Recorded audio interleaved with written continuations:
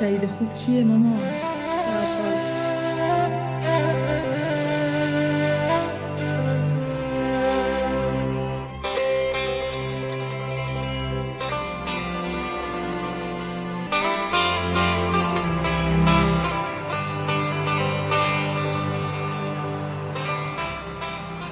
شهر پیرانی هستم. 33 سال سن دارم. My name is Shohra Pirani. I'm 33 years old. I was born in the city of Abdanan, west of Iran. Abdanan is a Kurdish city in Ilan province. I have a master's degree in political science. I got my BA from the University of Tehran and my MA from Allama Tabatabai University.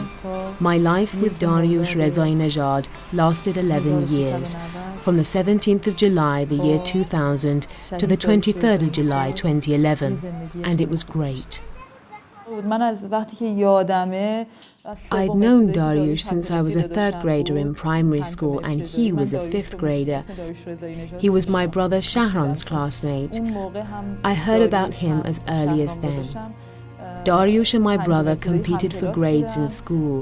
My aunt's husband was their teacher in the fifth grade.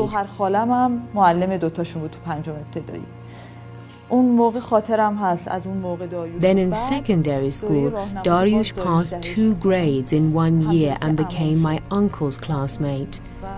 He and my uncle were very close and he was talked about a lot in our house.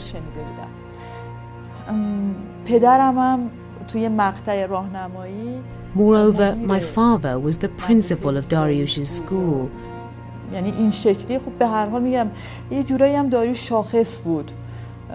Dariush somehow stood out in our city as someone who had passed 2 grades in a year and was always a top student with no exception during his school years.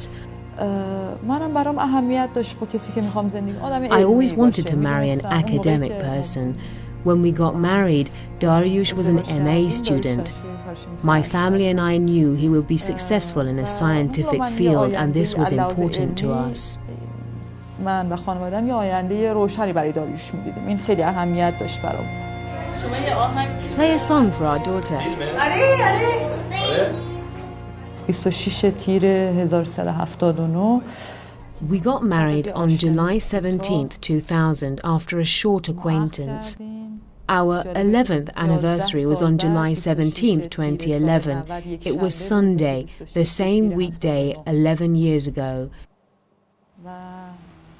6 روز بعد از 11 سالگرد عقدمون داریوش 6 days later, on Saturday, July 23rd, 2011, Dariush was assassinated.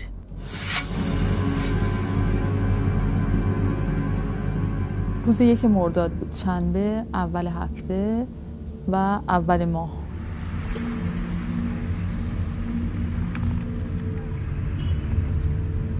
یه مجله بود که می‌خواستیم بخریم. من می‌خواستم بخرم. مجله آشپزی بود، یه مجله خاص و من هم چند سال اخیر می‌گرفتم. یه منو خیلی خوب داشت. چون ماه رمضونم نزدیک بود، اومد تو ذهنم که برای ماه رمضون از منو افطار این مجله استفاده کنم. سال قبلم که گرفته بودم فوق‌العاده راضی بودم. ایده‌های خیلی خوبی داشت. به داریوش گفتم، گفت باشه.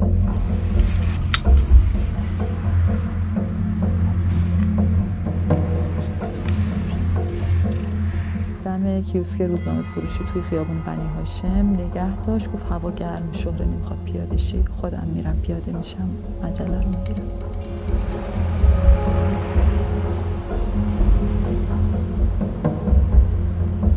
پیاده شد، رفت مجله رو گرفت.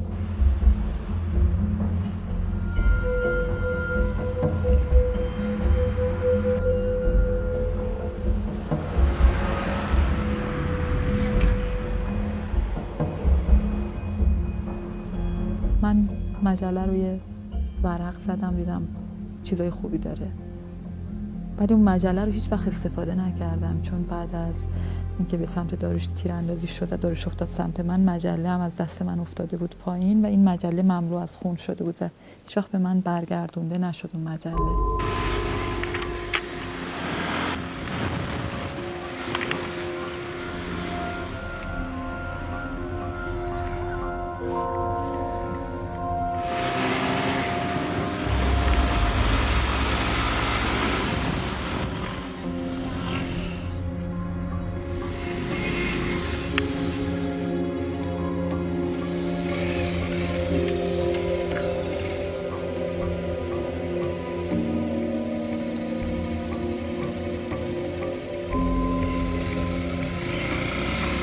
اومدیم سمت خونه ما انتهای کوچه بود. ما هم از انتهای کوچه وارد شدیم.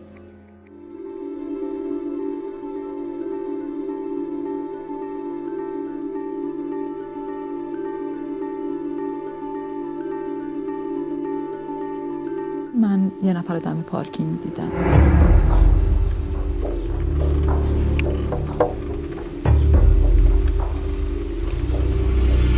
نفر اول که دم پارکینگ ما بود اومد جلو چند قدم، بعد دیدم نفر دوم از اون کوچه اومد، کوچه پشتی در اومد بیرون.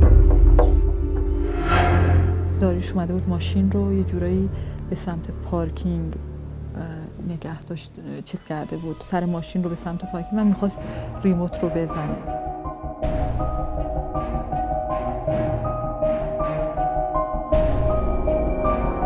خاطرم هست صدای تقه شنیدم. داریوش فکر کنم اسلحه رو تو دست اون فرد دیده بود احیانا و خواست در رو باز کنه. اون در رو بست و شروع کرد به تیراندازی. اولین تیر رو به بازوی داریوش زد. داریوش خودش رو جمع کرد و خم شد. چون این صحنه رو خیلی با خودم مرور میکنم. آرمیتا بالای سر پدرش ایستاده بود.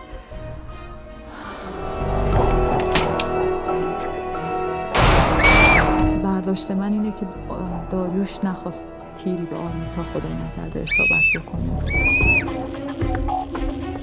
و تیرای بعدی به ترتیب به مغزش، به قلبش، روی راستش و آخرین تیر مطمئنم به گردنش، آخرین تیری که بهش اصابت کرده بود به گردنش اصابت کرد. من سریع داریوش که سمت من افتاد از ماشین اومدم بیرون، دنبال کردم. اصلا شاید به ثانیه نرسید، از ماشین اومدم بیرون با این فکر شاید بتونم کاری بکنم یا اینکه یه نشونه‌ای بتونم به دست بیارم از این افراد.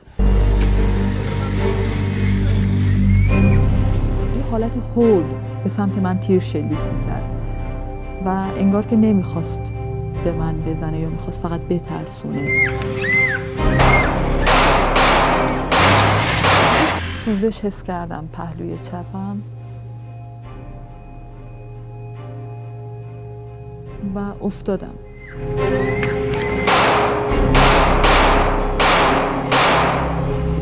وقتی افتادم اینا سریع سوار موتور شدن و دور شدن. من صدای دور شدن موتور رو میشنیدم.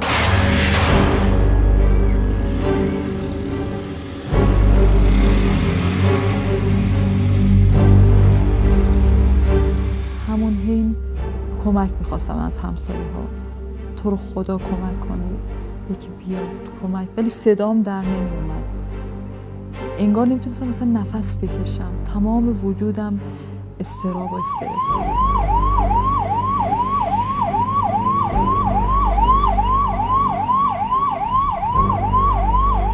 آمبولانس که اومد اول اجازه نمیدادن من سوار شم. بعد یکی از همسایه‌ها اشاره کرد به مانتوی من. مانتوم سوراخ شده بود و خونریزی داشت زخمم. خودش هم زخمی شده. اون موقع بود که بهم اجازه دادن منم سوار آمبولانس بشم.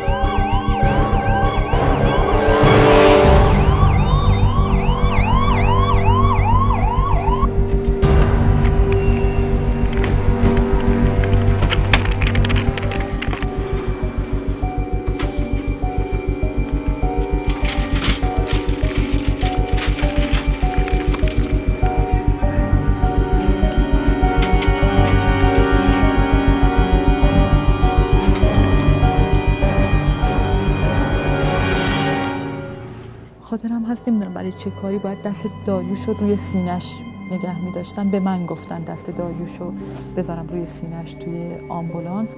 دستش رو روی سینش چون بند نمی شد دستاشو گرفتیم و گذاشتیم. من دستای داریوش خیلی دوست داشتم. دستاش یخ کرده بود.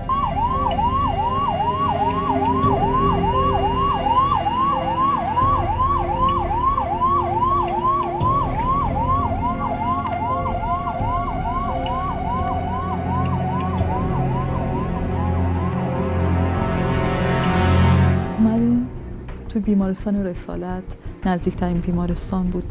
ترافیک هم زیاد بود. داریوشو بردن اتاق CPR.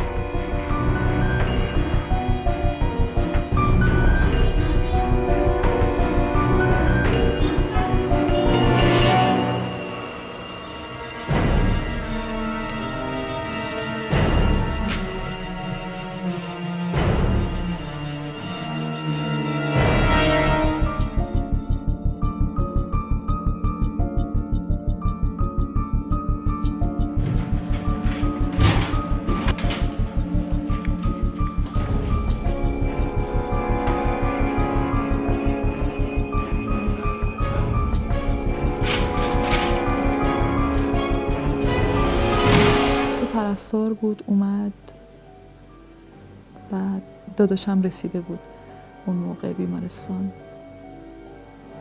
گفتم تو رو خدا همسرم زنده میمونه. سرشو انداخت پایین، بعد یه لحظه به من نگاه کرد و سرشو اینجور تکون داد، گفت متاسفم.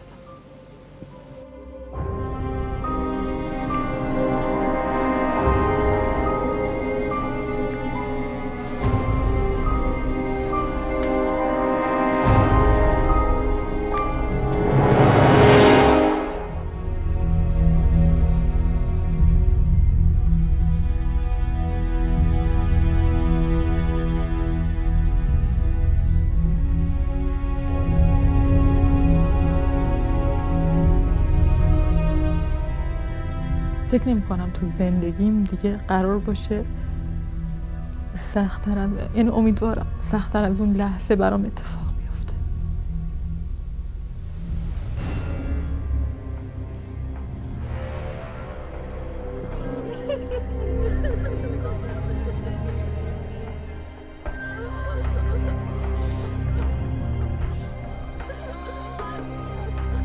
تو مدت‌ها کلنجار میرفتم میگفتم چرا خودمو ننداختم رو داریوش موقعی که داشتن تیراندازی میکردن، چرا اون لحظه اول که دیدم چرا به داریوش نگفتم که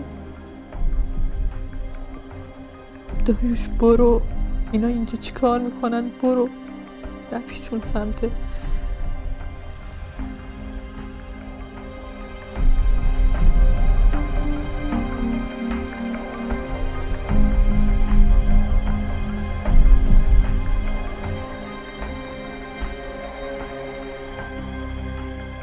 به راه بادیه رفتن به از نشستن باطل، اگر مراد نیابم به قدر وسع بکوشم.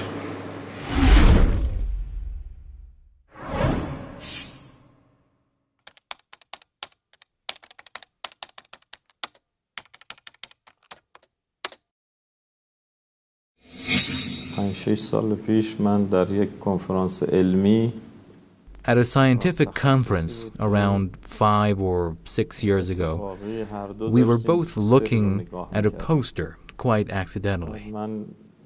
Then I asked him a question and he started talking to me, which took 10 to 15 minutes.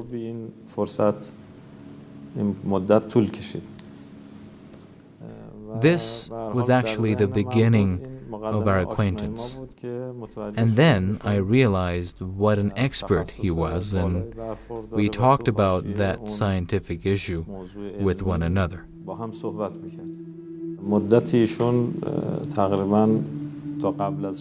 We were in contact for some time before he was martyred.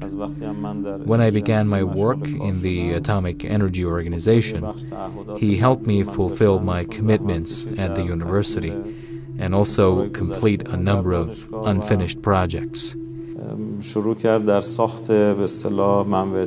He started building power generators and modulators, which supply microwave lamps with power for accelerators. So he took charge of this project of ours.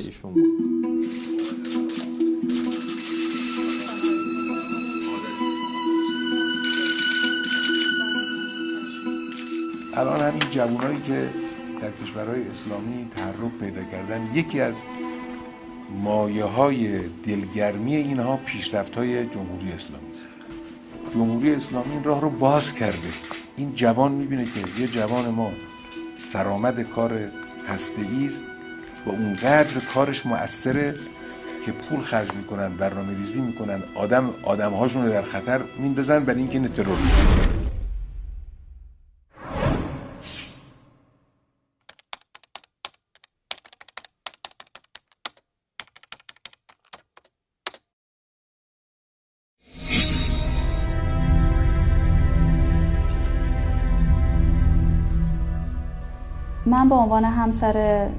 I, as Mustafa Ahmadi Roshan's wife, have a question for them. We trusted in you, and all of Mustafa's information, like his work address, home address, and commuting details were available to the IAEA. Should our trust be treated this way? Should all this information be leaked to terrorists for them to assassinate my husband? Can you answer this question?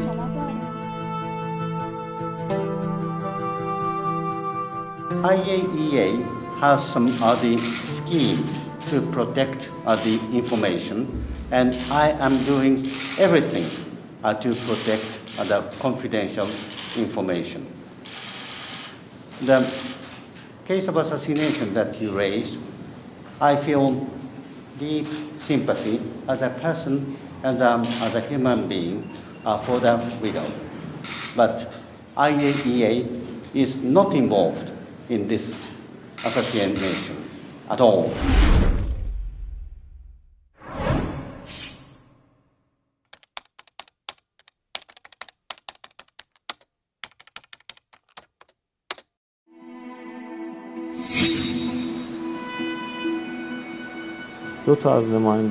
Two of our representatives in the Sazami project were assassinated.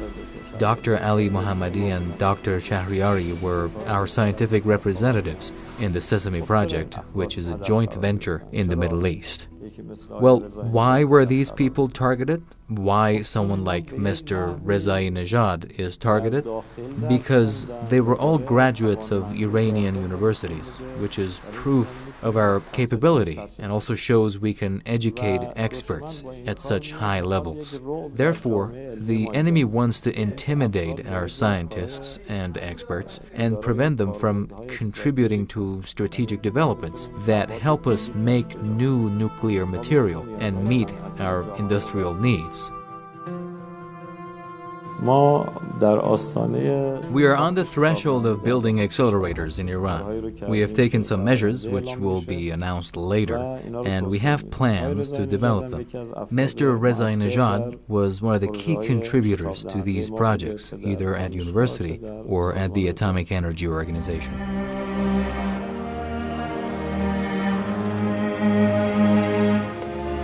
این دانشمندان ما چه گناهی کردن جز تلاش برای سعادت جامعه بشری؟ این شهید علی محمدی، شهید شهریاری جز برجسته ترین دانشمندان جهان بودن و بقیه شهید رضای نژاد، احمدی روشن، قشقایی که در خدمت هسته‌ای کشور بود. بعد هم با گستاخی اعلام میکنن اینها رو. And what about Israel? What reaction today? You know, Diane, we've been looking for responses from Israel all day, and where did we find it? Facebook, with the Israeli Defense Force spokesman saying, I don't know who settled the score with the Iranian scientist, but I am certainly not shedding a tear, not exactly a denial there. It's clear that it was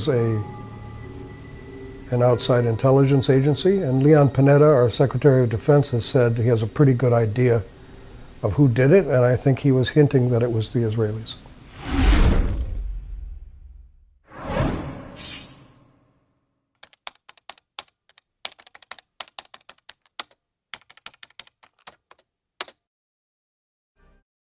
Two plus two is four. Israel feels threatened by Iran. It said it would do anything to protect its country. Unlike the United States, the Mossad does not have a prohibition against assassination. Clearly, they want to be able to react to the Iranian threat in any manner they can, up to and including assassinations.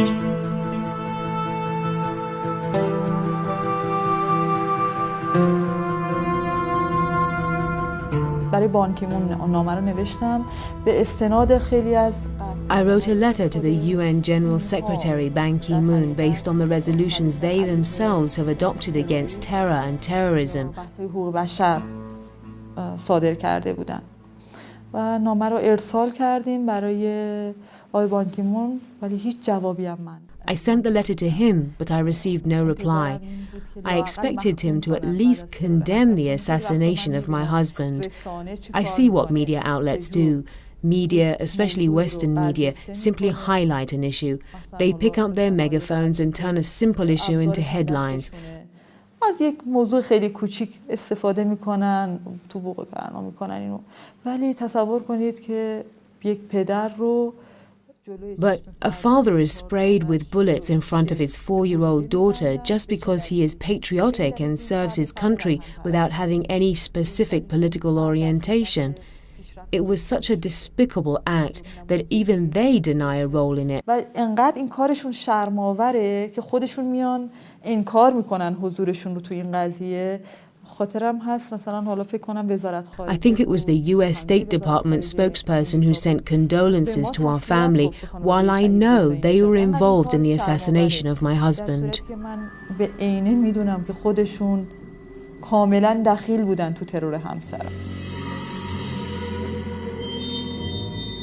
You have to take whatever steps are necessary to break its capacity to have a nuclear weapon. And it appears obvious to me that the administration is doing little to nothing. Now, I'm hopeful that some of the things we're seeing with respect to the nuclear program that the United States is involved with, which is, on occasion, scientists working on the nuclear program in Iran turn up dead. I think that's a wonderful thing, candidly. I think we should send a very clear message that if you are a scientist from Russia or from North Korea or from Iran and you're going to work on the nuclear program to develop a nuclear bomb from Iran, you are not safe. And if people say, well, you can't go out and assassinate people, well, tell that to al-Awlaki. Okay? We've done it. We've done it for an American citizen. I want to categorically deny any United States involvement in any kind of act of violence inside Iran. Iran just announced that it was hit with a new virus called Duqu, similar to Stuxnet, which attacked Iran's uranium enrichment facility last year. Cyber experts say it wouldn't surprise anyone to know the U.S. and Israel were involved. You would rather see a covert program remain a secret, and the decision to make it public is an interesting one. When the enemy launches a powerful cyber attack, it really feels great when we repel that attack. Our cyber experts rejoice at blocking any given virus. When your enemy tries to sabotage your industries and bans you from buying what you really need, it in fact provides you with the opportunity to make progress. We don't produce everything inside the country, and it wouldn't be the right thing to do. Well, when they refuse to sell us what should be available to all countries through trade, we'll obtain them through alternative channels, and if that doesn't work, we'll produce them ourselves. Now we can say our nuclear industry is completely indigenous.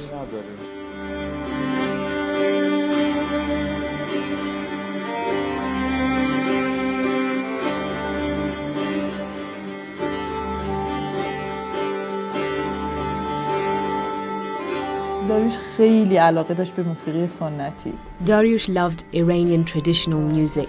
He listened to traditional songs a lot and sang them himself often. One of the songs I remember he sang and recorded is the song Az Khune Javanan, out of the blood of this nation's youth. I think it would be a good idea to listen to it. فکر کنم بد نباشه گوش کنید.